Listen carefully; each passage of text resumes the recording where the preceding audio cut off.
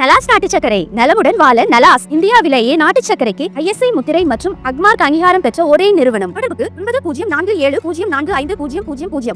அயர்லாந்தில் இந்தியர்கள் மீது சமீபத்தில் நடத்தப்பட்ட தாக்குதல்களை அந்நாட்டு அதிபர் மைக்கேல் டி ஹிக்கின்ஸ் கடுமையாக கண்டித்துள்ளார். அயர்லாந்தில் சில வாரங்களாக இந்தியர்களுக்கு எதிராக தாக்குதல்கள் நடந்துள்ளன.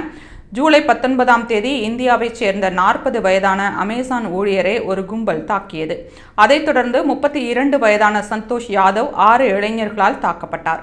இதனால் அவருக்கு எலும்பு முறிவு ஏற்பட்டது. அது மட்டுமன்றி 6 வயது இந்திய சிறுமியை அந்நாட்டை விட்டு வெளியேறும்படி சிறுவர் கும்பல் ஒன்று தாக்கிய சம்பவம் அதிர்ச்சியை ஏற்படுத்தியது. ஜூலை மாதத்தில் மற்றும் 3 இந்தியர்கள் மீது இனவெறி தாக்குதல் நடந்துள்ளது. இந்த தாக்குதல்களை அயர்லாந்து அதிபர் மைக்கேல் டி ஹிக்கின்ஸ் கண்டித்துள்ளார். இது குறித்து அறிக்கை வெளியிட்டுள்ள அவர், அயர்லாந்தின் மருத்துவம், செவிலியர் பராமரிப்பு, கலாச்சாரம், வணிகம் மற்றும் தொழில் முனைவு போன்ற பல துறைகளுக்கு விலை மதிப்பெற்ற பங்களிப்பை இந்தியர்கள் செய்துள்ளனர். இந்தியர்கள் மீதான சமீபத்திய தாக்குதல்கள் அயர்லாந்தின் மதிப்புக்கு முரணானவை, கண்டிக்கப்பட வேண்டியவை. இது போன்ற செயல்கள் முழு சமூகத்திற்கும் தீங்கு விளைவிக்கும்.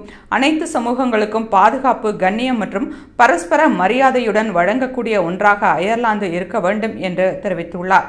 அயர்லாந்தில் இந்தியர்கள் தாக்கப்படுவதை கருத்தில் கொண்டு அந்நாட்டில் உள்ள இந்திய தூதரகம் ஆலோசனைகளை வழங்கி அவசர உதவி எண்களை அறிவித்துள்ளது.